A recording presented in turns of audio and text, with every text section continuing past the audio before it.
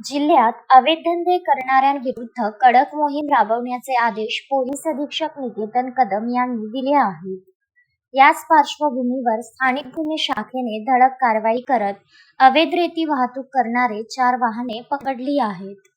5 मे रोजी स्थानिक गुन्हे शाखेच्या पथकाने तिवसा आणि शेंदुर्जना घाट पोलीस स्टेशनच्या हद्दीत ही कारवाई केली.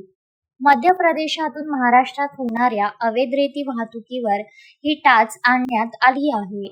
पोलिसांनी 3 टाटा टिप्पर ट्रक आणि 1 सोनालिका ट्रॅक्टर जप्त केला आहे.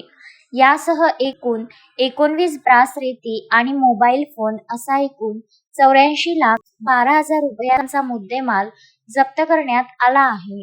या प्रकरणी तिवसा येथून 4 आणि शेंदुर्जना घाट येथून 6 अशा एकूण 10 आरोपींविरुद्ध गुन्हे दाखल करण्यात आले आहेत.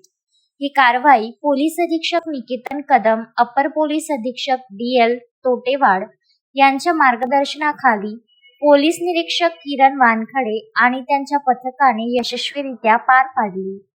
भविष्यातही अशा अवैध धंद्यांविरुद्ध कठोर कारवाई सुरूच राहील असा इशारा पोलिसांनी दिला आहे. शोएब खान, विदर्भ न्यूज, अमरावती.